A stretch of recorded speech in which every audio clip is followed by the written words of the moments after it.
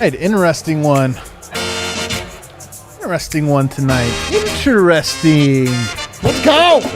What is that? It's like the energy is a little weird. Well, you were so high. We got to remedy this. We do. Well, I think we need an appropriate energy is what I think we need. So welcome everybody into the Winner's Lounge. This game felt like it was over 2 hours ago. It was over 2 hours ago, but then they made it, it got weird at the end. We're presented by DraftKings Sportsbook, America's top-rated sportsbook app. Download it now. Use promo code DNVR when you do. You guys, three-man team tonight, little three-man weave. Three-man weave in it, baby. Brendan Vogt will be coming in later. Like Aaron Gordon, he's on the bench right now, but he's going to be live from Ball Arena, bringing you inside the locker room. But I am joined by Superstar Dev. I mean, I'm here, so we're in good shape. I feel like you're out of position. Like we're playing you out of position tonight. We've been playing a little bit of musical chairs around here lately. Like, it's the funky music vibes. I think that's what it is, and this is where I sat down. You could say we're a positionless postgame show. I was just going to say, like, in this era of postgame show, you got to be able to play every seat. There's no way that you're going to be the point guard, though. Yeah, there's no way. There's no positionless, but you're still like you're forward. You're definitely I don't know what you mean by that. Forward. I don't know what you mean by that, but okay, let's go. Guys, you guys know over here D-Line Co. You guys know him more commonly as D-Line Co. So every Nugget is good. Aaron Gordon was the perfect trade. The 76ers are garbage. The NBA needs to be scared. Let's cancel the season. Let's get to the playoffs. Let's go. It sounds good. So this is what I was going to ask you, and your vibes are always up top. I had an uptight vibe, dude. Yeah, but honestly, I'm wondering, like, is this? Do you feel great right now after that win? Because the Nuggets starting lineup, dominant. I'm saying even more dominant than they were in the first game, which they were completely dominant. They were more dominant tonight, but then like the game ended on a little bit of a sour note or whatever. Dev, are we hyped? See, the thing is, I was so hyped. I came to the bar early. You were. I was excited about this because early. George Karl was here. That's right. The vibes were great for that. Everybody showed up for that. The Nuggets started the game. They were incredible for that first quarter, especially. First half was really good. Everything's going well. We had some Mike moments. So many. Everything about that sounds amazing, right? It sure does. And then there was a decision that was made.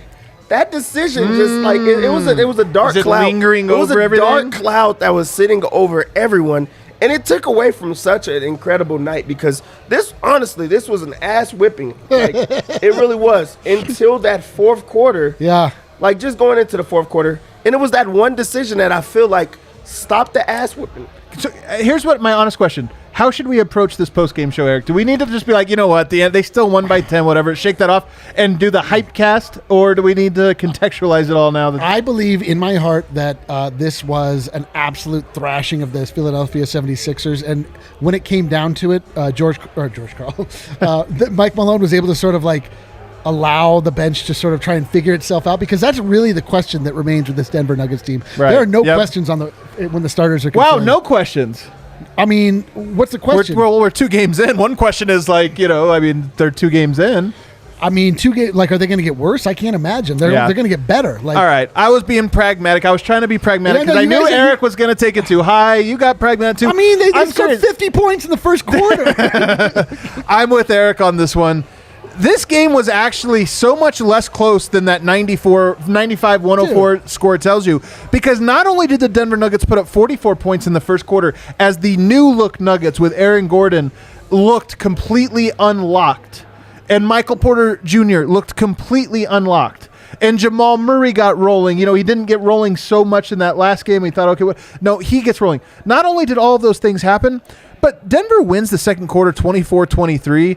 Or was it the third quarter? Which quarter? Oh, it was the third quarter. 26-20, Philadelphia scores. And I think it was a 7-0 run in the final 30 seconds. Yep. So not only was it a fourth quarter collapse, even the end of the third quarter was a collapse. This game was out of control, and I would rather, we'll talk about the collapse, but I'd rather focus on the fact that for the second game in a row, with no practice, none, Aaron Gordon has looked seamless as a fit onto this roster on both ends of the floor. Not only seamless, he looks like it was built for him. I agree. It is the perfect fit. The Denver Nuggets early on in the season was this show before we added Superstar Dev. Rudderless. It was good. It was fine. It was People liked fine. They were.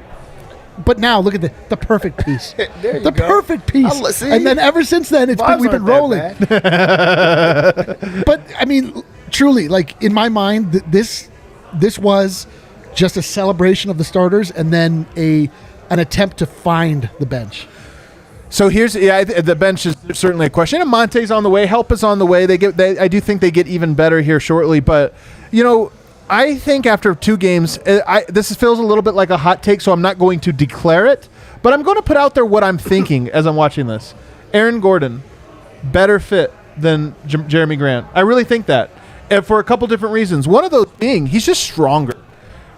I think he's actually even, his handle and his playmaking better. And so far, it's only 2 games. He didn't score tonight. He had, 6 points? Barely touched the ball. He seemed perfectly content with it. And I think that you watch this and you go, his defense looks really impressive. Yep. Like his defense looks like maybe he had more than he has ever shown. And now that he's on this team, he's like, all right, that's what I'm going to focus in on. Lockdown, shutdown. I hope that he is in they put him in the presser just because I want to see what his vibes are like after the game. I want to see how he took it because he was benched, in that fourth quarter for a player that was not playing well tonight. So I want to see how he responds to that and just like the type of energy he gives because we already know Jeremy Grant wanted a bigger role. And in this type of situation, that would have been a game that Jeremy Grant would be frustrated. But as far as a basketball standpoint, everything about him is just it's better. Like it honestly is. He just knows where to be on the floor. He's going after rebounds. He's working hard, and it's all of the small things. I think that Aaron Gordon is excited. He's 2-0. He doesn't expect to blow up. 2-0 with 2 butt whoopings. I know this final score doesn't indicate it, but this are the 2 biggest beatdowns he's been a part of all season. And he didn't have to exert too much energy. He didn't have to do too much. He could focus in and key in on defense the entire time and know I have a role, and they're still going to think I do good even if I don't score a whole lot of points. This is where I would want to be. So I think that this is a night that Aaron Gordon looks back and says, even though I'm not playing a lot, we're still winning. We're still in a rhythm. We still have a zone, and it's just going to keep getting better from here. He only took 4 shots tonight. He only took 4 shots because he was interested in being the right piece. I agree. Not the AG piece. He's not coming in here. All of the fears that we had about, Aaron Gordon, wanting to get his, being a good player on a bad team, how's it going to translate? He's looking for his points. He's looking for his action. He's got a contract to think about. Dude, that guy, he's a basketball player. He's a basketball player, and he was put in a position where he was completely miscast as a superstar, as opposed to he wasn't even, honestly, I'll push back on that. He wasn't even cast as a superstar in Orlando. I just mean he was a really high pick. He was. Well, here's why I'm pushing back on that, because it's not. I think there's the narrative starting to form of he had the ball in his hands in Orlando or this or that, and it wasn't true. It's just he kind of played a similar role here. It just didn't work because they weren't very good. Yeah. And now you have a paint that's open. You have a quarterback. You have a Jokic, a fulcrum of your offense that's just so elite at it, and you have this elite floor spacing now. And I do mean elite floor spacing. Elite. And the game just comes so easy, and that's how I'd put it. You score 44 points. I tweeted this out, and people was I being a little bit facetious here? A little bit? Was I poking the bear? Was I trying to start something? Maybe, I don't know. Saying that since Joel, and this was a fact, by the way, it's probably not, it actually might be true tonight, that the 76ers have had the best defensive rating in the NBA since Joel Embiid went out. It didn't sound facetious to me. That sounds like a fact. That sounds like an actual fact. Yeah. And their defense has been really great. It was great all year. They've always been a good defense, but it's gone up a whole other level recently. Denver in that first quarter drops 44 points on them. 44. Dude. And they did it off of beautiful basketball. Every part of that. I was having a fever dream. We were just watching. This is another instance of watching the Denver Nuggets where literally all you can do is just laugh. Oh, the bar, we were laughing downstairs, and it wasn't just the ball movement was gorgeous. The shot making was gorgeous. They just kept finding, we're going to talk about Michael Porter next. Guys just knocking down shots. But even the defense, I thought that was the thing, is that they looked long. We've talked about this. You throw Aaron Gordon out there, and all of a sudden they just look really rangy and long. They kept getting steals. They kept getting force them into the worst shots, get the ball, and get up the court quickly. And it just looked like a whole new team. team. And that's why, to me, whatever happened, and they, by the way, had this going in the third quarter for periods too, second quarter, but that first quarter was just, it was the best that I think they have, the best they looked. It's only been 2 games. But it was like as good as you can possibly look against a good team. I think the best fact about why they got better after the trade is the fact that going into tonight, there wasn't a decision or a choice of who guards who. Right. You didn't have to guess at all. You knew that they was going to put Aaron Gordon on either Tobias Harris or Ben Simmons, and having a guy that you have the ability to match up with those type of guys, especially with who they had before, that just makes it easy for them. That makes it so that they don't have to have those type of those questions. So that's why they looked really good. And defensively, he does everything. He could switch onto anybody out there. He could guard like guards for a few seconds. They had a big guard tonight, so he's able to step up on him. But when you have a guy like that could do whatever, when you make a switch, you feel like you trust that switch. Yeah. And that makes it easy. Makes it very easy. I thought the game just came to Denver easy. And now we have to get to when the Aaron Gordon trade happened. I think the last pregame show might have been a different one. I asked, who do you think benefits the most from the Aaron Gordon trade? And we just landed on Aaron Gordon. I think that's still right. Like he actually benefits the most. He got out of purgatory. But I think a very close second, you could make the argument first, is Michael Porter, because I actually think more than anything, Aaron Gordon signals Michael Porter being able to be in his natural position, Aaron Gordon getting easier matchups, and the team being able to find him better. And last year, Jeremy Grant was not great for the Nuggets last year in the regular season, but when he was paired with Michael Porter, he was phenomenal. Or actually, Michael Porter was phenomenal. It really unlocked things. I think the same thing happens for Aaron Gordon. And tonight, was he a little extra on fire? Yeah, he was. He went 5 of 7 from the three-point line. Guess what? I think Michael Porter's going to go 5 from 7 from the three-point line somewhat regularly. I'm not saying every night. I'm just saying right now. No, I'm just saying. Okay. I'm not. 5 for 7 didn't feel like, oh man, best night of his life. It's like, no, he's going to get rolling like that sometimes. 27 points, 12 rebounds, 4 assists. This was one of his better games, I thought. And the best part about his shots are, those are shots that you could recreate. Like, we already know that he's a player that's just so tall that he shoots over anybody. But now they're coming into a flow where he's just open. There's times that he just has a couple of heat check shots and can do whatever he wants. But that was a night that it came easy. The flow came for him. He got hot early. He got to go inside and out. And then you start to see like the progression from him. He's starting to do plays that he didn't do originally. Like, he's not going straight up when a guy's behind him and getting swatted out of bounds. He's not pressing on type of things. He's getting up for athletic finishes. He's cutting without the ball. Like, so now you're starting to see the full Michael Porter Jr. Atmosphere and everything about that comes with him, and it just looks like so good for him, and he benefits. He clearly benefits. He looked incredible. We have the king of the game tonight. He is the king of the game. And you could have given this to Jamal Murray. I thought that, both guys I thought were great. Jamal Murray certainly saved it when things started to get out of control. He had a couple of huge shots. But the portion of the game that I think was the most representative of where the Nuggets are, Michael Porter was just absolutely on fire. And we've said this a lot. Jokic is good every night. Murray's now starting to get back to the point where he's good almost every single night, if not every night.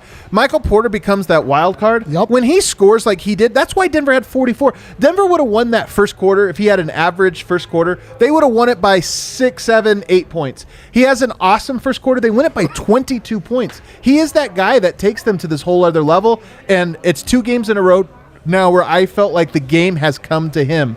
And I see people, that super chat that we received, somebody said, talk about the screens that were set for him. Yes, but part of that was because I don't think because Denver's necessarily changing the approach. Having 4 ball handlers out there just allows the ball to move, which gets you to your secondary and third options more easily. It's so true. Like, the ball at this point doesn't really hit a point where there is confusion as to what should happen next.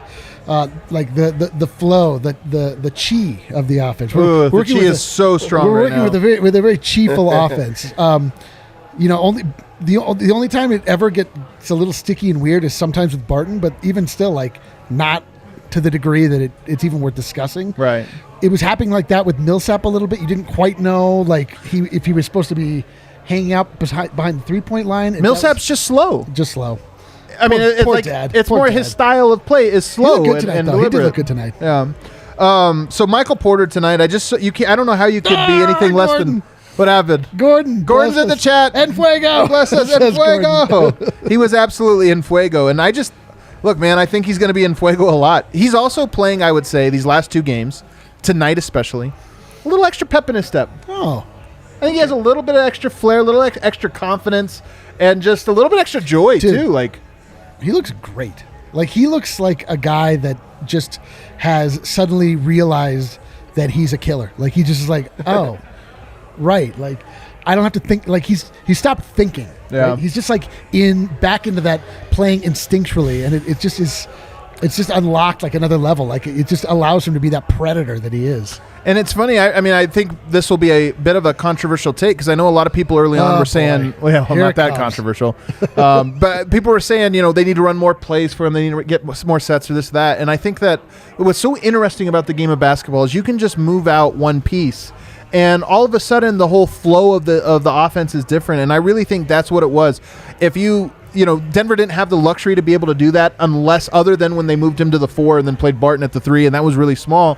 But I think that, part of it was just were you able to get the ball moving? And now that you are, the ball is finding him a lot. I felt like the ball was always, I didn't feel like there were any times where I'm like, man, they're not looking for MPJ or this, that. It just kept finding him. It found whoever was open, and he scores a lot when he's open. Well, plus he was finding it, and like it was finding him, and he was finding the ball. Like, he was getting Right. rebounds. He was Yep. also just wide open underneath the All right. basket. So is he back? Or has he arrived? Is this the ascension? Do you have something here? Let's see. Jokic is the MVP. Jamal Murray is back, and Michael Porter has arrived. That's a big 3, and Aaron Gordon's the perfect piece. Let's go. Perfect piece. Yeah, but what Eric actually said was, like, they're trying to find, like, a lot of what was said was him trying to, like, learn the plays and figure out where to be on the floor. Now he finally learns the plays, and now he knows how to just play basketball. He's already been a natural basketball player, but now it's in the progressions of the real offense. So now he's back to himself, and we know how special of a scorer and an offensive player he is. But now he's also starting to, like, he went through them trials and tribulations. Now he's starting to get it going on the defensive end. Now he's showing that he's a complete basketball player instead of just being this only offensive weapon.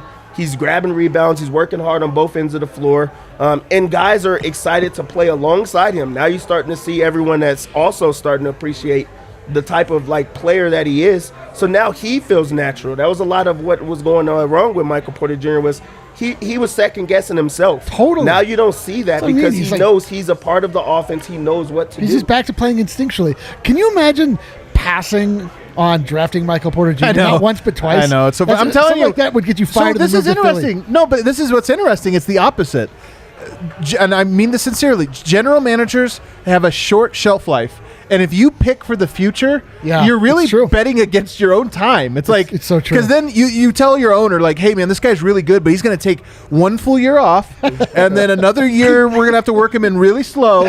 But third year, slowly but surely, he's going to come around. And the owner's like, dude, I'm so on board. Is he really that good? And then 1 year goes by and you suck. And you're like, bro, I told you to turn the team around. He's like, yeah, but we have the guy here. And you get fired. He's and like, then, we got Jokic. That's the beauty. And I'm telling you, this is what happened with every single team. I mean, everybody says the Clippers. Remember when Ballmer bought the Clippers? You think Ballmer was like, hey, guys, what's the vision? Is it 7 years? Can we let's be really patient here. He's like, I know, if there's one thing I know about, it's about being measured, calm. Yeah, exactly. Yeah. Developers. No, so that was exactly what it was. In the Nuggets, this is why you have to appreciate Josh Kroenke, Michael Malone, and Tim Conley, and all of their staffs, and that's because there was that synergy, like long view, and also just Tim Conley's willingness. He could have gotten fired too. Like, let's be honest, he could have easily he could have gotten fired. He also could have gone to the Wizards. That's true. That's true. It was looking a little dicey there for a minute after, not last year but the year before. Tim Conley has done such a great job that he eschewed. He said no to his own home. In favor this is his home. This is Denver, Colorado, his new home. We love you, Tim Conley. So Michael, I can't wait to have you sitting on the couch here right next to me. The last thing I want to say about Michael Porter, then we'll take our first break. Eric is going to do ad reads today for the first time. He acts like it's so easy, and we're going to find out if it's really just easy. Reading. It is just reading. Well, we're going to find out if it's just reading. But the last thing I want to say is, I really do feel like Aaron Gordon, part of why his integration has been so seamless has been because everybody else is bought in, like Murray and Jokic, obviously. But even then, you see Michael Porter, a guy who like this young talent, and you see him now starting to get it and it all coming together. I just feel like it's like, well, if everybody's sacrificing. Well, Adam's mic went out, so I think that's a pretty good time to do some ad reads. Remind me, I want to get to our. Can you hear me? I want to get to. We had 2 good super chats I saw come through, and I want to. Oh, we have lots of them. Dude, I will spend some the time. chat is just straight up super. A little bit later, Haley, you guys recognize her always in the chat. I can't remember what her handle is on YouTube, but she's going to be joining us here. She's a Balkan folk dancer, and she's going to teach us the proper pronunciation of Zavelli while we take. I got all new rakia, you guys. You'll be very proud. All new rakia. I didn't know that. Is that true? Yeah, I got 4 new rakias over there. 4 rakias. 4 wow. rakias. I've smelled them all. They all smell really rough. Well, guys, is it time for ads? It's time for the ad reads. Well, guys, to channel my inner Brennan vote, we talk about 2 things here at the DNVR bar. We talk about the Denver Nuggets, and we talk about Breckenridge Brewery. It's the official beer of DNVR. And let's talk Celsius. Breck is finally introducing their seltzer line, and it comes in a beautiful Jokic 15-pack. They've got apple, pear, cherry, peach, berry, and honeydew. Head to the Breck Beer locator to see where the closest 15-pack of Breck seltzers is to you and pick one up. The DNVR fam had them this weekend, and they did not disappoint, my friends. Tag us and Breck to let us know what you think. He really is just reading. I can't wait till he gets to the point where it's like, tell a personal story here. Well, I mean, and don't forget, supporting our partners is supporting us. And the farmhouse is open. It's socially distanced. It's beautifully set up for outside dining. And if you're more comfortable at home, you can still order curbside pickup from 12 to 8 or 12 to 8 p.m. Then get beer delivery from the Drizzly app or head to the nearest grocery stores like King Soopers or Costco. Order delicious food and booze from the farmhouse if you're able. Call 303-803-1380 from 12 p.m. to 8 p.m. for pickup. Use DNVR to save $5. Man. Good job. Was that good? That was good. What do you guys think? You're Ron Burgundy. You're wrong, Burgundy over here. Yeah, you got this. It was a little long, but okay. It was a little long, but you know what? I feel passionate about Breckenridge Brewery. I wanted to give them a little extra love. You do. We all do. What else is next, guys? What else is going online these days? Nope. Gabby Insurance. Nope, wrong one. Gabby Insurance. Okay. All right. Gabby Insurance. What is Gabby Insurance, you ask? Well, Gabby Insurance is the best way to find the best rates for you for both home insurance, auto insurance, any number of it. It may be just those 2. I'm not sure. I haven't read this one. I put in my personal information. What it does is it's an app. It takes just 5 minutes, maybe less. You put in your current policy. It'll run the numbers. It'll check out all of the places offering insurance and let you know if you're paying too much. Like me, D-Line. I found out I was paying $1,600 too much per year. That's wild, man. That's a lot of money. I felt a combination of exhilaration and deep shame. Deep shame. And so, but that was the best way to do. You go to, and that is gabi.com/DNVR. gabi.com/DNVR. Get the app. Figure it out. Very easy. Don't be like me for a variety of reasons, but don't pay $1,600 extra for no good reason. That's a good point. Are you good? I think I'm good. Let's go. All right. So I want to get to a super chat, Kale. It was from Colton Ensley. He says, I want a DNVR subscription, I think. You guys are dope. Thank you for your coverage and dedication. First of all, thank you for that. But just to tell you guys, if you don't know, you do want a subscription. You get all of these auxiliary benefits, especially if you're here in Colorado, but you also get access to all of our written content. That's going to be after every single game. You get grades from Brendan Vogt, a good way of recapping and just kind of reliving it. You know, the list from me. I've got 2 this week, 2 different editions of the list, like 100 clips I've put together of the Nuggets breaking down the film. You definitely want that. Plus access to all of our other stuff we have in the network. Trust me, you want to do it. And it's like $5 a month. I'm very confused. Did you like I'm getting a lot of hate and love. I'm confused. Mixed reviews. A lot of mixed reviews. Yeah, that's the chat. Well done. All right, let's go. So you want to become a member, of course, go to thednvr.com. All of our best content's there. And then I got one from Danny K here. He says, this is a great question. How much do you guys think the crowd being back influenced the hot start play as a whole? This is a great question.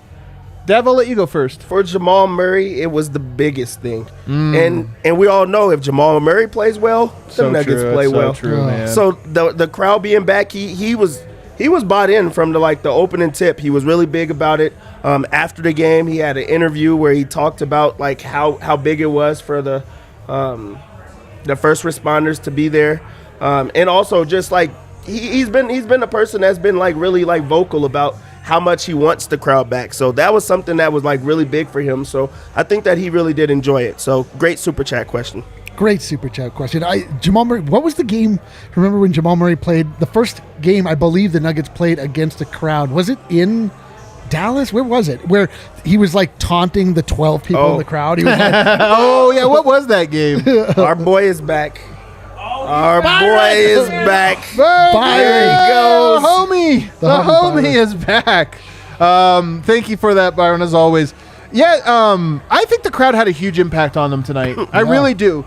Hearing people, I was told. So we're gonna speak to Brendan Vogt here in just a little bit. He was in the group chat today, the company group chat, just talking about how lit it was there. He's like, what a difference. It's like so different, all the energy inside the building. And it's funny because it's, I think, what is there, 4,000 people inside? It might be less than that even for this this first responder healthcare workers. Yeah. That Pepsi Center holds what, 19,000 fully? I think it's like 17 to 19 depending on configuration.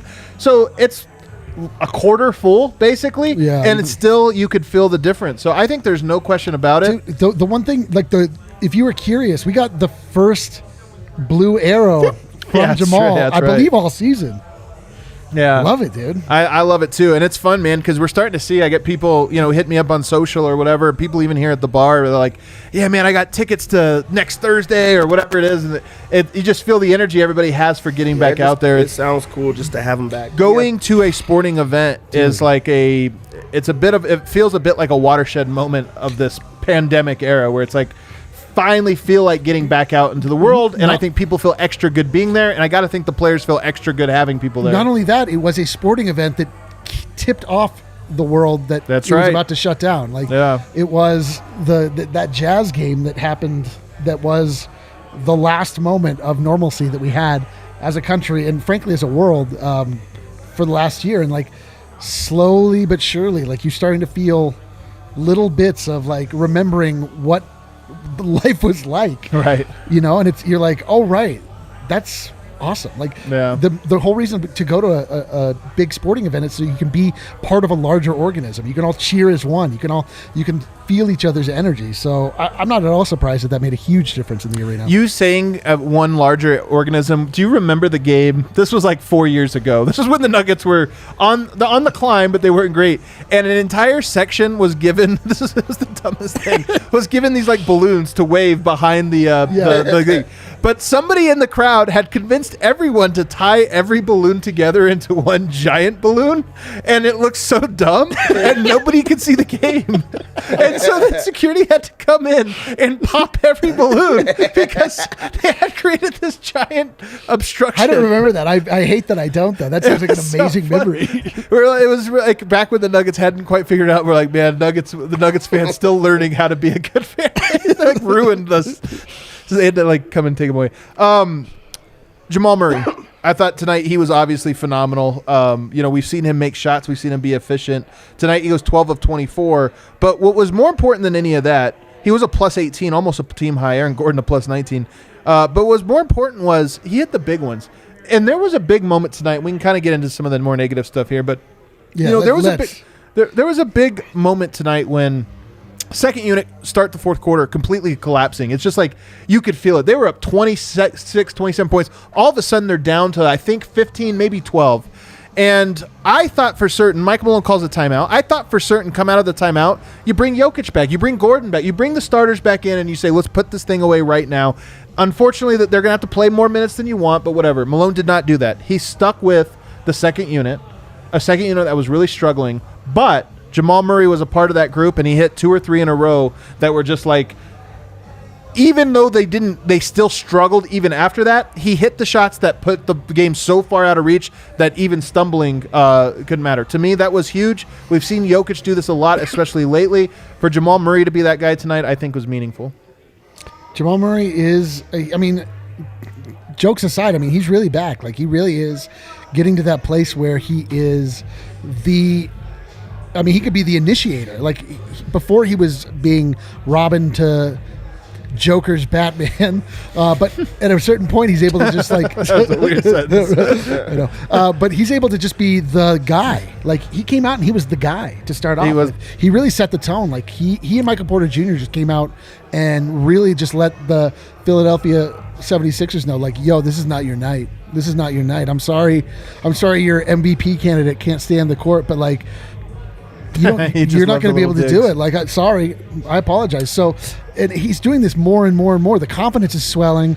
The celebrations are coming. He's playing with swag. I mean, that's Jamal Murray's like best self is predicated on playing with swag, and so true. It's coming to him, and he's feeling it, and I'm feeling it. So let's go. This is a shooter trait, by the way, because you know who else is best when the team has a lot of swag, and I'm not saying front runner. I'm just saying who's best. Steph Curry. Was there any player you were more afraid of than when like the Warriors had a little like 6-0 run going and the ball came to him? Like you just knew like, oh, he's making it. He's going to end you. That's when he's going to put his foot on your neck and just try to close it out. But back to the point about Malone's decision, like not to make any type of changes. I'm curious to see what the conversation is like going like into that, because that's going to be brought up. Because maybe the point was to try to get Jamal Murray going and just to get a rhythm for him. This was a game that he was like gunning in, and he was like trying to get his like shots going, and he made some very, very big shots. But I think that for the Nuggets to be the best, they need everyone's confidence high. Michael Porter Jr. is making everything. Aaron Gordon has came over and he's looked well. Jokic is the MVP right now. So now it's about trying to get Jamal Murray going, and then also that second unit. They've been having a very, very hard time trying to get anything going. So if you could get both of them going at the exact same time, that's when it could come. The only thing that I go back with is the fact that they did not, like let Gordon be a part of that group. But I have to think that there was like something else that Malone was wanting with that type of group. Well, and we'll hear from Brendan Vogt here shortly from Ball Arena, but I did wonder the same thing when he brought that same unit back, the second unit that was struggling. I thought this was Malone saying, we need this unit. I can win this game with the starters, but I'm going to show these guys that I trust them. Are they hemorrhaging points? I'm going to show that I trust them. And it almost backfired, if I'm being honest. Like it did, but it didn't, right? Like it didn't, and maybe that's all that mattered. Exactly. Like this is where Malone's understanding of human psychology is so important when it comes to the long view of the Denver Nuggets. Like he knew that he had a lead to play with, so he could sort of allow some tinkering to happen. He could allow players to try to get their groove back, like allow things to happen, knowing that there was a failsafe involved, and like making sure that, we just had some room to work with, and so he did. He worked with it, right? Yeah. Like, it's not valuable to walk out of there with a 30-point win. It's more valuable to walk out with a 10-point win and for some players to find out about themselves and how they play with other players. That being said, it was the second unit was not very good tonight. I do want to get back to that, and I'm going to get to that here in just a second. Real quickly, 16 points from Murray in the first quarter, 14 from Michael Porter, and I just feel like that was such a cool two-headed attack. Those two guys early on, and it was one of those things where it's like I felt like Murray's job was easier in that first half. He had one play, curls around Jokic throws to him, and he like walked to the basket for the layup, because it's like, look at the spacing, fellas. Like everything's so wide open. It actually felt like Michael Porter Jr. had moments that he was like just clicking with everybody. For a moment, it was Jamal Murray and the pick and rolls, and then like at the end, it was Jokic on a lot of DHOs and just setting him up. And you said that was a good duo until you look at the box score. The Nuggets go out and they only score 104 points. Right. They have 78 as a trio. As a trio, they have 78 as a trio, and then there's assists from all of them. So they probably contributed on like to every basket that was in the game. Like that's just how much of a rhythm that it was in. And they're playing so high that you're like not even looking at the bench. If that's a game that they lose, you're just like, the bench is doing nothing for us at all. I think the bench scored 16 points tonight. Which is more, I think, than it was the other time. I mean, they've been struggling. They've had some low totals. Jokic, it's funny. He does get 21, 10, and 7, so the numbers actually do look good for him. 8 of 14 shooting. But the only reason is because he had to come back in the game and get some more stats. I thought for the second time in a row he was going to end up having an extremely underwhelming stat line, in large part because of a blowout. And I was prepared to ask this question. Uh-oh. I was so ready for him to lose the MVP. Why? because his numbers are bad. The team climbs this all the whole year. They say he's not high enough in the standings. Climbing the standings, doesn't play the fourth, and they're like, well, he's not putting up numbers. This is who I watch basketball every game with. Is that Adam is waiting for Jokic to lose the MVP every night. Can't wait. He buys out early. He can't wait. He's got a reason it's going to happen. I'm in. I could buy out now. I'd be in so much. The buyout right now is more than double what I bought in. I mean, we're past that. But now I'm just talking about like the other ways you're trying to figure out how to take the MVP away from our beloved Nikola Jokic. That's because you haven't had heartbreak in a long time. That's not true. That's what it is. It has to be you haven't had heartbreak. My life is full of love, and it's so full that I have not been. Okay, well, because that's true. There's no way that you don't feel that it's coming, especially with just like the narrative around it all. Because you already know that they're already like trying everything in their power. Like at first it wasn't the wins, then they finally go and get wins. Then it's like, okay, now that they're winning, he's not even the only guy doing it. No, you know what it is now. Now it's the defense. Now the defense is all you're going to hear about. They're going to say that he has Michael Porter Jr., he has Jamal Murray, who was amazing in the bubble. The defense, by the way, everything kind of killer. And if actually the defensive rating tonight with Aaron Gordon on the court, I think was a 92. I think he had a 91.8 defensive rating, which makes it all the more weird that he wasn't in to close the game when all they needed was like a few stops. But we'll find out why that was. Let's move on now to the one negative. We have to go to negative town here. So follow me to negative town for a second here. God, let's get it out of this, shall we? The bench. The bench sucked. Can I stop you guys real quick for a super chat that had to do with what you? Okay, sure. Let's hear it. When was the first time you guys remember hearing MVP chants for you? Oh, do you remember for sure? Well, I remember it coming out of my mouth when other people but it was like largely silent around me. Luckily, I'm shameless when I'm at the Pepsi Center, so I have no problem screaming. But do you remember? But do you remember when it was? It was 3 years ago. I mean, it's been going for a while. 2018, I think that would have been. But it was it was so gutless and so toothless. I do remember, though, the first time Jokic being asked about it, but I can't remember what the game. Because I remember it happening and then him being asked in the locker room, and he was kind of like, that wasn't pretty neat or something. Yeah. And it was like on a buzzer beater, too. Like it was like two big shots in a row. I just can't remember who they were playing. Also, with that, because it was from Goat Boy, how much is that? And what is the currency? I think it's RSD.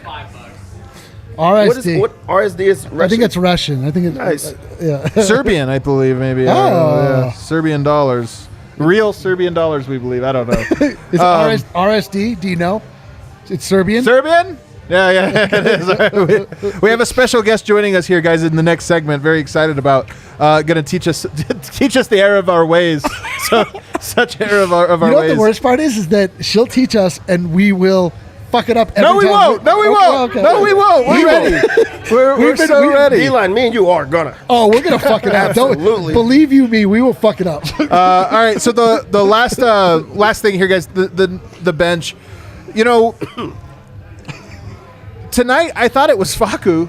Really struggling, and it's the shooting. I think he goes 0 of 5 from the 3-point line tonight, and you just get a lot of opportunity, especially down the stretch. The play I'm thinking of most swings over to Michael Porter, goes to the corner because obviously the team closed out and the defense is like, well, dare you to shoot a wide open set corner three, and he just couldn't get it in. And this was one of those games where I felt like this was not his matchup, but yet he played and he closed. And maybe it's not. Maybe shouldn't even put it on him. This wasn't his. There's games that are gonna be for him, games that are not. This one was not. Yeah, and the thing that frustrates me about Facu right now is when there's another guy that is in like a slump. They do things to try to get him out of that slump. They try to, like those guys go to the free throw line. They start like with close shots and do everything else to just try to find themselves first. Maybe they're just making extra passes and you run a play for them early. But he hasn't learned that yet, and that's like just a part of like coming into the NBA. You got to find different ways to try to get yourself going because you can't just be out there shooting, and that's the worst part of your game is the 3-point shooting, and he's still out there only shooting that because if you take that away and if he turned down like those shots, I don't think that we're talking about how bad of it is like on him, but as far as just the whole bench not showing up. Also, when other guys are not making shots, it's tough like for Facu to get himself going because he's a guy that's making the extra pass. He's like hustling. He's doing all of the little things. But right now they're relying on him to take the shots and do everything, and that makes it like really tough for him. So that was a matchup. That was not a small matchup, and JaVale McGee didn't play in a game like that due to like matchup. some would say. Some would say. Some have another theory. What is it? Oh, never My mind. theory It is that doesn't matter. It doesn't matter. Played 2 games in Denver, hasn't gotten in either one. Why? Because the altitude. So he's gonna be. Is he gonna play on Yes, he Thursday? is. Yes, he is. Oh man, I can't wait till he does. And Yes, just he gets is. to Yeah, take that's him. gonna be It's gonna be the victory lap. best. He's gonna are take you a victory kidding lap me? for sure. He's gonna take the biggest one. Yeah, this was. See, tonight you get 0 of 7 from Will Barton, who'd had a bad night. You get 0 of 5 from Campazzo. You get 1 of 6 from Dozier, and Nuggets still win in a blowout fashion. So, it's both encouraging and discouraging. I do think that second unit, they're not constructed given the starters that they have. I do think Tim Conley can do a lot this summer when he goes in there because they need another wing. They need some more shooting. But, they don't have that. And this group, I do think, is going to be a little bit up and down against the Hawks. Campazzo goes out there against Trae Young. They're gonna figure. I mean, they just need to figure it out. Like and it's not like they're locked into the way that they played. That's so true. They played like a really weird lineup tonight. So here's what's 3 funny about it. guards and 2 forwards. You could actually look at it and say Gordon has come and the starting unit just clicks. It just meshes. It makes sense. It's like it was perfect. We also have a new second unit now, and they're more naturally not figuring it out, which is usually what happens when you throw 5 guys together for the first time. All right, let's take a break, guys. When we come back on the other side, though, I think we're going to take some Rakia. Kale, super producer Kale, do we have some Rakia shots lined up and ready to go? Get those ready. Have our guest pick out which one we should take tonight. We have 4 to choose from. You can help us out. All right, guys, let's go. MSU Denver Online. Now is the time to apply and register for classes. MSU Denver Online wants you to fall in love with yourself for Valentine's Day. This is old, right? Wow, it's not so easy, is it? It's certainly not. Scroll a little bit down. You can see after that is DraftKings. You know what? Let's see here. Let's get the pertinent part of the information. Wow. Let's see here. Fall in love. MSU Denver Online puts a dynamic education at your fingertips without forcing you to decide between earning a degree and living your life. Fuck you, San Diego, right? Ron Burgundy. MSU Denver is the Colorado institution providing rigorous and affordable online programs taught by professors who bring the real world into the classroom. MSU Denver graduates use their relevant degrees to land coveted jobs. Some of our very own staff members at DNVR are taking MSU Denver classes online. Two members of our staff took classes at MSU, and this is what they said. The super engaged teachers that are extremely responsive to emails, questions, and concerns. Many of your teachers work in the same field you're taking your class in. It's a great opportunity to network with them as well. The course content is highly relevant. At MSU Denver Online, you learn about things that you can use outside of the classroom. MSU has been doing this for 30 years. They're not some fly-by-night, brand new institution trying to convince you that they know how to do the online thing. They've been doing this. This is how they've been born and bred. So people have been, if you're looking to sort of rebuild your life as the world reopens, like no better way than to get an education. MSU Denver Online. Kale, you could bring all of the bottles over. We could show our audience. I'm sure we have a lot of Serbians that are curious to see what we have. Holy smokes. Okay. DraftKings. You know about this one, Eric. You can do this one. DraftKings. Well, 68 teams started the tournament. Only the best have survived. 4, right? We're down to 4. We're down to the final 4. Down to the final 4. I don't know what happened tonight. I passed Gonzaga out. won, and they're going to keep winning, I think. Oh, boy. Look at this. DraftKings Sportsbook, America's top-rated sportsbook app, is putting new customers in the center of the action. Bet $1 on any tournament game, and if your team wins, you win $100. It's just that simple. Turning $1 into $100 Mike in front is 100 to 1 odds. Pick any college basketball team that's still in the hunt for your shot at winning $100. All it takes is a $1 bet and a team winning their next game. There's no better way to put your college basketball knowledge to the test than to put your money where your mouth is with DraftKings Sportsbook. Don't worry if your college basketball don't worry if college basketball isn't for you. DraftKings Sportsbook offers daily odds boosts on pro basketball, hockey, golf, and so much more. I won both my bets tonight. Let's go. DraftKings is safe, secure, and reliable, so you can deposit and withdraw your funds at your convenience. Download the top-rated DraftKings Sportsbook app now and use the promo code DNVR when you sign up to turn $1 into $100. If the college basketball team of your choosing pulls off the win, let's go DNVR to turn $1 into $100 for a limited time. Only at DraftKings Sportsbook. Must be 21 or older. Colorado only. New customers only. Restrictions apply. See DraftKings.com/sportsbook for details. Gambling problem? Call 1-800-522-4700. And who doesn't like do you like honking? Do you like geese? Do you like honking? Do you like geese? Do you like geese? You're a big fan? I also like geese. But my Saw some Canadian geese Yes. actually today. Well, that means That's you're in the the city type. of Denver, Yeah, I mean- Colorado. They're everywhere. Strava Craft Coffee. Do you have a sandbag? You might need a sandbag there, Kale. There is a sandbag on there. Oh, okay. I'm a bit of a sandbag on the show. Is that what you're talking about? Strava Craft Coffee. Let's see. I don't know about you guys, but anything I can get delivered to me, I'm all for. That's coming from my heart, that line. Subscribing to Strava means you never have to buy coffee in the store again. It'll land on your doorstep every 2, 4, 6, or 8 weeks, whichever you prefer, and you receive 20% off your CBD-infused coffee every time. If you're a first-time user, Strava is now offering 25% off code to our listeners. So for all you loyal listeners who've already used the 20% off code, you can now re-up and save 25% using code DNVR25 at checkout. CBD coffee. CBD is the best. Like, it helps with headaches, backaches, chronic pain, joint pain. It helps with IBS. Brendan Vogt hits that pretty hard every time for reasons that I think you could probably infer. It's also, let's see, just remember to purchase online for 25% off using code DNVR25 or subscribe using and save 20% off every order. All right, you know what? F you guys. Listen, I'm a backup to a backup. I'm a third stringer out here. I think you did good. I just never knew that was that long. Well, it's not usually, but he's a slow reader. It's What okay. do you guys want from me? That's unbelievable. I felt like you were reading really All right, fast. guys, you're being rude. We have a new guest, in case you haven't noticed. It's not Ooh. Brendan. It's not Harrison. Ooh. It is Haley Keel from the chat. You From guys the- might from the recognize Twitter. from the Twitter, from the chat. Haley, I'm going to teach you. Plebes, and I'm here. Yeah. So I want to teach you. You get the microphone. You need to get closer to the mic, though. It's got to be Okay. like, or the mic closer Pull to the you. mic Which closer actually, to you, that's yeah. probably the better way to do it. Even closer. I've had even the closer. same It issue. has to be like uncomfortably close to your face. Yeah. Exactly. It's too far down. Yeah, Kale is really, really. Come on, Yeah, dude. just FYI, this is Kale's last night. before we fire. He didn't know. Okay. He didn't know. He didn't know Yeah, before it's this is done. worse. Yeah. Well, we're gonna You get just may this have to hold situated. I just want everybody out there to know it was never me. It was never me. It was Kale. Oh, it's That's Kale. who it was. They used to always put There it it on is. me. Right into your face, like almost like right there. Haley, welcome into the Winners Lounge. Hi. Welcome, I can't Haley. believe I'm in Denver. I can't believe it This is either. crazy. Do you does this look? There's the air horn. Does this look and feel like you thought it would? This the Winners Lounge. Yes. You've I broken feel like past the fourth wall. So I feel like you guys are my friends, but you guys didn't know that you were my friends. I feel that way too. Because of COVID, I'm like, I work.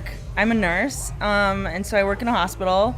It's really intense. Awesome. And I come home, and then I just watch a lot of basketball, and I love watching the show. It's really fun.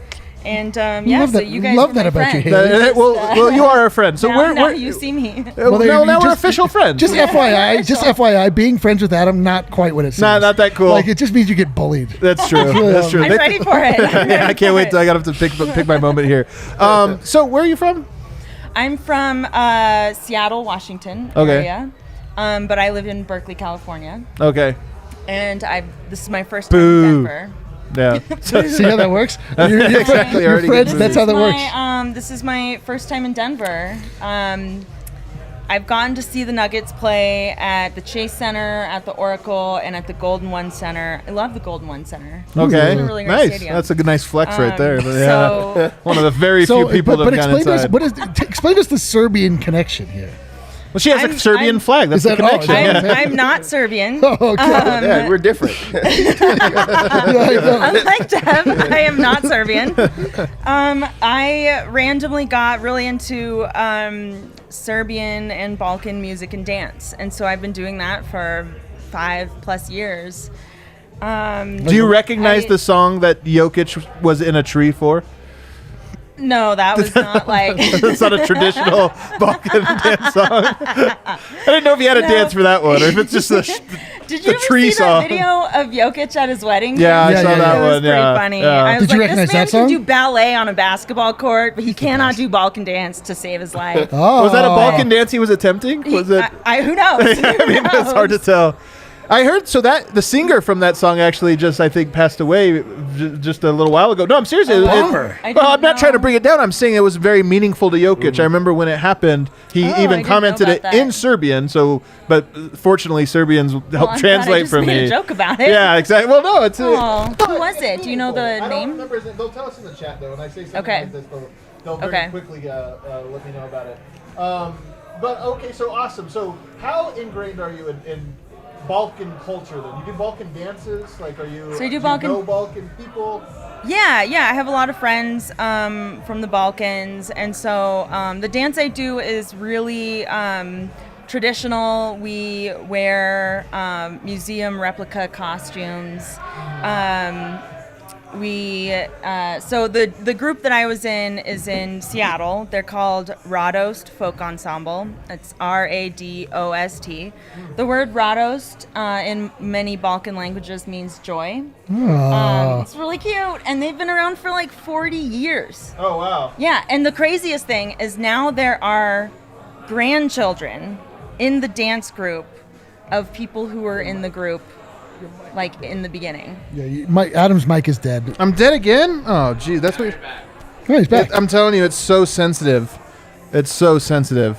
If I'm out again, just like scream at me. So that's awesome. So there's generations of Balkan dancers in this club now. Yeah, and these are not necessarily just Balkan folks. These are folks from all backgrounds. So I wish we had a little more space here. Maybe we'll have to take this to social where you teach Eric. Well, you teach Eric a few Balkan dances. That would be. I feel like that would be a challenge. I feel like it would be awesome. She's all for it. I really think that he'd be able to do it. Sister Marley is here too. Wait, do you mean it's specifically a challenge to teach me? Yeah. It's too funny. So how did you come to be a Nuggets fan then? So I was not really into basketball. I didn't really watch a lot of sports. I watched some soccer. And my friend was like, "You like Serbian stuff? There's this one Serbian who's really awesome." Yeah. And I was they were right. Okay. And I just love like unexpected hero stories. I love underdog stories. Haley is one of us. You hear this? I know. And oh my God, I mean, if it had been any other team, if it was like, hey, you should watch the Lakers, like, yeah, you know, but with the Nuggets, I mean, it's just the Nuggets culture, the Nuggets type of basketball, you know. It just really speaks to my soul, and I like this Haley. Even though she specifically said, based on sight, I'd be a bad dancer. She's not totally wrong, but all the same, I didn't like the implication. But I think there is something to this. Like, we've met a lot of people that have come to the Nuggets during this era, randomly, always through a random story or a random connection, and then they get on. They're in the DNVR club even, and it's just like this thing. They're like, man, this is fun. Like, why would I stop being this? It's like a lot of fun. And I do think that's the Jokic experience, but obviously not just him. It's the whole group. I see you chose a Murray shirt. It looks like a fresh. Yes. I mean, that looks awfully new. Is that a new very purchase?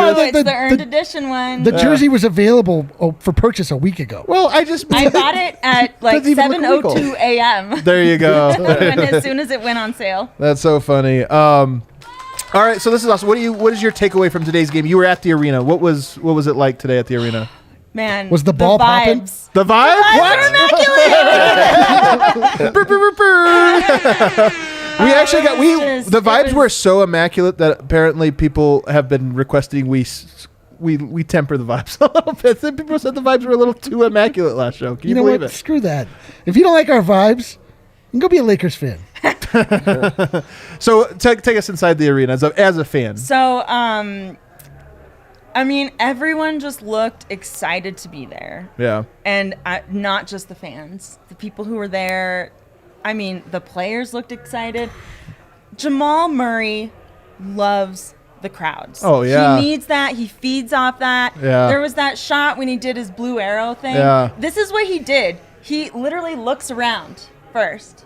He's like, everyone watching? Yeah. And then he does it. Like, he takes a few seconds to make sure everyone's watching. Dude. Him take that. I mean, he thrives in that. It's so funny that his best games came when nobody was around in the bubble. I know. That's really he really But went remember off. that game in Cleveland? Yeah, When we he were talking just about it. balled Yeah. And he was talking trash. And there was like 7 people. in the crowd. Yeah, exactly. He just loves that. And that's what he said in the post game when Katie was talking to him. He's just like, he didn't even have words for it. He was like, with the crowds, the audience being here, it's unbelievable. When you were watching the team, not during the game, but timeouts, maybe halftime, maybe warm-ups, where were your eyes drawn to? I'm always curious what catches people's eye, which player. Well, Jokic, I mean, obviously. And my sister, she's fucking great. She is a new basketball fan. Well, I'm saying she is. And I told her that we call Paul Millsap Dad.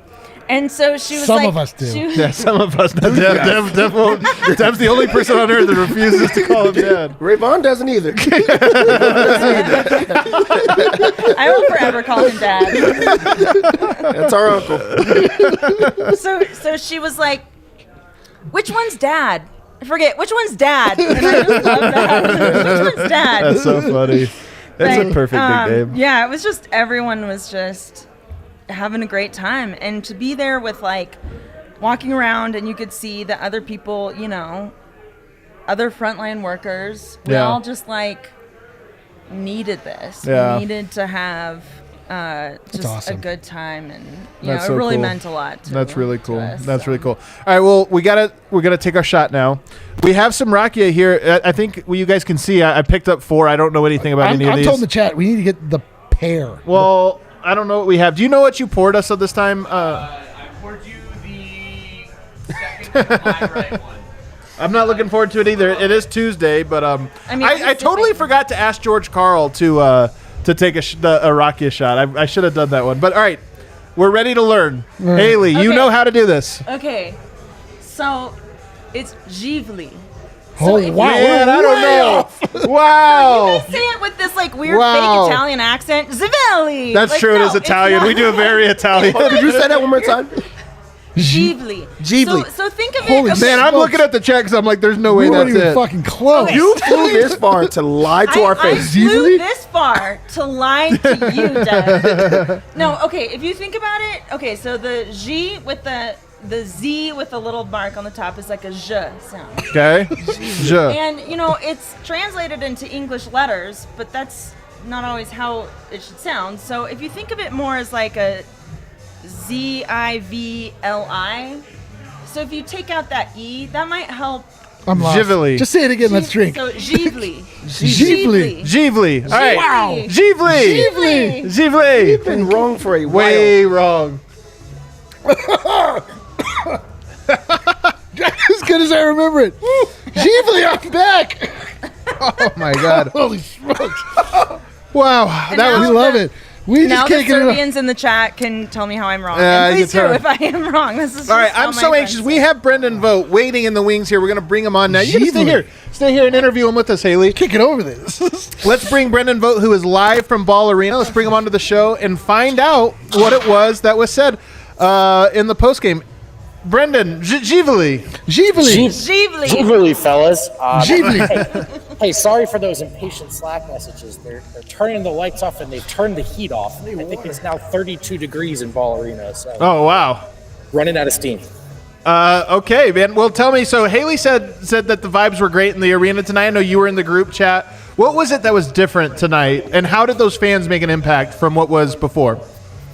It was just a real block party vibe. I mean, you know, that first day of summer in a big city, and the winter's over, you go outside, you know, parents with the kids in the stroller, people playing in the streets. It just had that life is back vibe. It was a smaller crowd, but there was still energy. And I think you could see the guys feeding off that in the first quarter. And even just for me as media, really, Paul's doing his thing and the fans cheering. It felt like something, you know, that feels like a lifetime ago, really. Yeah, it really does, man. But that's awesome. That's really good to hear. It kind of went under the radar, you know, them bringing fans back. We were like, oh, that's cool, this or that. Yeah. But it seems like tonight was one of those where like, oh, we might have underestimated what impact even just having 5,000 fans would have on this team, at least by how they started. Take us inside the locker room, though. What was the mood? We didn't know what mood to have personally today. Like, I knew. Jubilant and excited and optimistic, or like, what the heck happened down the stretch? What would you say Michael Malone was at? Where did he fall? The second one, if you can believe it. Yeah, he wasn't thrilled. He did not have a lot of fun watching that fourth quarter. He said, for whatever reason, this is a reoccurring issue for us. We get up big by playing the right way, and then we relax, come up for water. And he said he's tired of seeing it. So he was not pleased. Some of the players were in a slightly better mood, and I think that's a natural dynamic. It's funny because I imagine Aaron Gordon, a player who has been on all these losing teams, Orlando struggle bus. He gets a win tonight when they're up, and I wonder if it's a little bit of a culture setter even for him of like, hey man, we expect to win, so winning was not an excitement. Do you know what I'm saying? Like, Aaron Gordon has a 25-point lead in Orlando and then only wins by 10. It's like, hey, this was awesome. It's one of our best wins of the year. Right. Here in Denver, it's like, yo, man, we're not about this. Like, we got to get better. So I wonder if there's a little bit of tone setting in that regard. Sure, and Porter did tell us that was the clear message at halftime. So, he wasn't thrilled with this result, and I get it. I mean, it's a near identity for this team at this point. Yeah, for sure. What else did Malone have to say? So I asked Malone about closing with Campazzo over Aaron Gordon, and if that was a minutes restriction or any sort of physical limitation, to which he said Aaron is still recovering from that ankle injury he suffered in Orlando, but he could have gone back out there. They were going small. He wanted to go small, but he ultimately said, I probably should have gotten him back in. There's no question that was like, I'm glad he said that. Yeah, even just saying probably. It's like he could have been like, that was my mistake, but I stand by my guys. Yeah. So, it was interesting to hear him reflect, especially when the question comes from me. He could have just as easily told me to get stuffed in a locker, as I'm sure he wanted to. But there's your real answer. Yeah, so he was not in a great mood, but I guess that's not surprising, is it? Yeah, we did talk to Nikola Jokic. He loved that first quarter. Quote, we were making shots. We were playing for each other. We were playing defense. We were running. That first quarter was really amazing for us. So he really enjoyed that.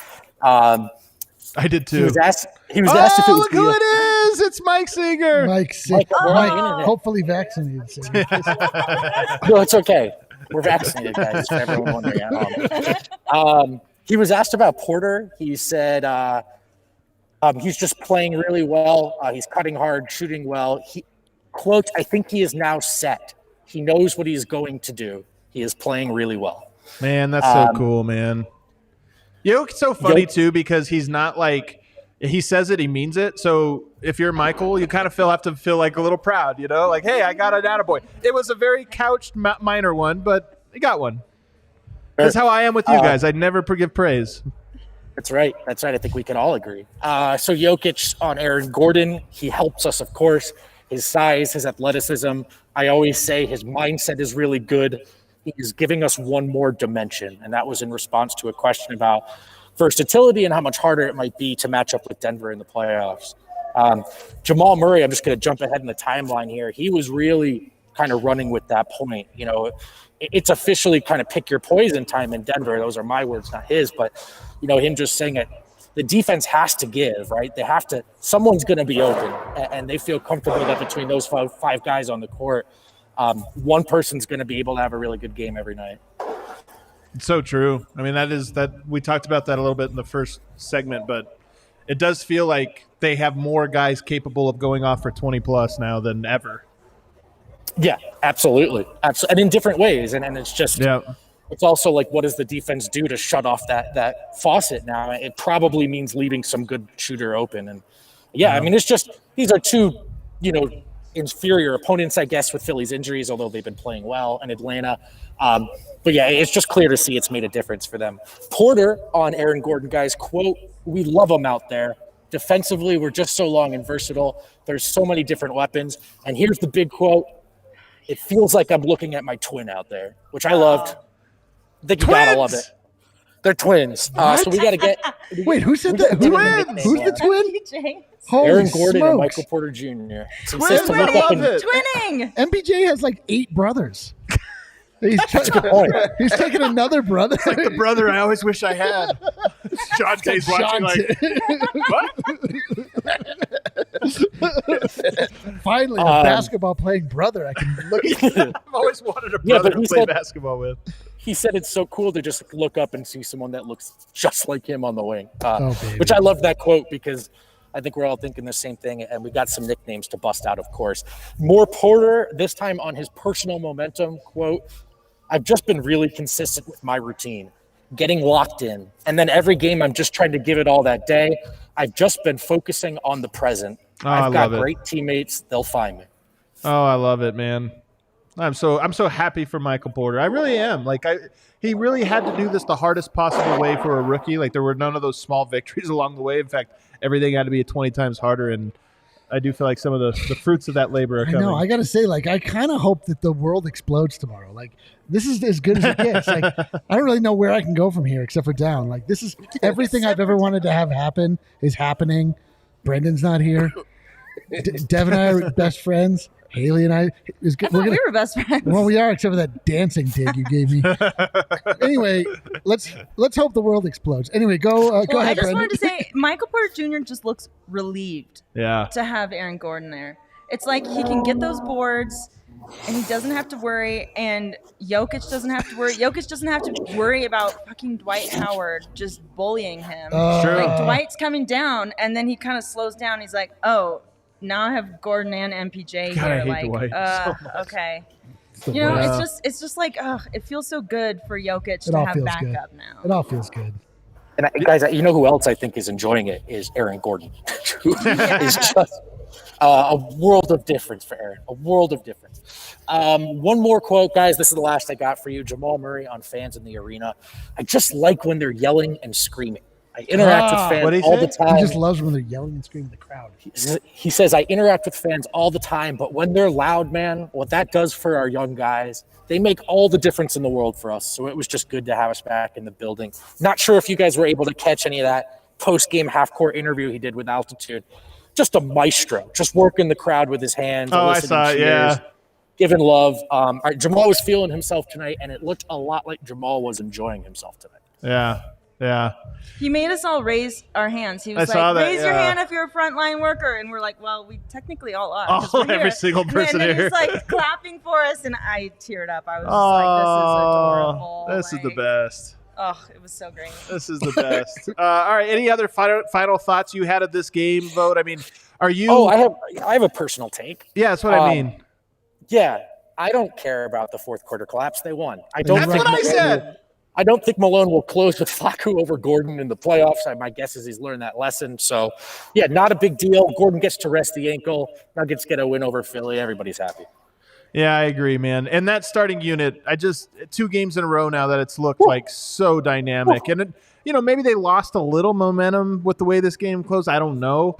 But right now, I'm one Clippers game away from that starting unit going out there and dominating like they have now 2 games in a row to I'm off the charts. I'm really going to be off my rocker. You gotta get on my level, bro. I'll be a full Eric. I'm almost full Eric. If they have one more, it's all it's going to take is one more. You're a 9 on the Eric scale. I'm a 9 on the Eric scale. You need one more. I need -2. It happened for me when the Gordon trade happened. I knew. Despite Brendan's cold water takes, Adam's tempered, realistic views. Screw you both, dude. I was right. Eric's Let's going to go. end up being right just by yelling they're all fucking good. And I'm right. He's going to be right. Well, Vote. Great stuff tonight, man. Thanks for all the reporting there. We can't wait to read the grades in the morning. We'll see you soon, buddy. Miss you, Vote. See you guys. Sorry for the grumpy messages. That's all right. You can cue up that outro music there, Kale. Guys, this was fun. For me, I don't know if it was for you. It was fun, though. I've had more fun. Wow. I think it was pretty fun. Haley came in. She rocked it. She knows her stuff. She brought the flag. She knows her stuff. She got the flag. She was at the game, brought that experience. I'm still shook by how far off we were with Givali. I feel like we're not right still, man. Wait. Yeah, so just Let's try it one more time. Givali. Givali. Okay. So in Spanish how it's like there's an accent sound like Maria. Maria. So Givali. in most Balkan languages, it's the third to last. So like Nikola, Oh, I say, okay, yeah. Nikola instead of Nicola. Right. Nikola. So it's the same with Givli. Givli. Yeah. I did it right there. The third to last Givli. syllable is the accent. Givli. I like it. I think we're Givli. getting closer. I'm going to keep practicing this. Yeah. I'll just have to keep flying down here to Yeah, exactly. remind you guys. Can you be back on Thursday and Sunday and then following that Tuesday? How are you at reading ads? All right. Thanks, everybody, for hanging out. Don't forget to hit that like button on the way out, guys. Hit the subscribe button as well. This might be our new channel. We don't know. Hopefully, we're back at our other channel before too long. Yo. But for now, we'll do it here. And if you missed it, keep it at 1,000. George Carl was here in the DNVR bar Great today, and it was a really great conversation. He got a little loose towards the end. You can see he was feeling it, and he shared some stories that I'm telling you, George wants controversy. Like, not controversy. He's just like, why don't you ask the hard question so I can give the hard answer? Because he wants to give the hard answers to stuff, and he started. So you're going to want to check it out. And while you're watching it, imagine me standing awkwardly just 5 feet off screen. Thanks, everybody. Have a great night. Go Givli. Nuggets. Givli. Givli.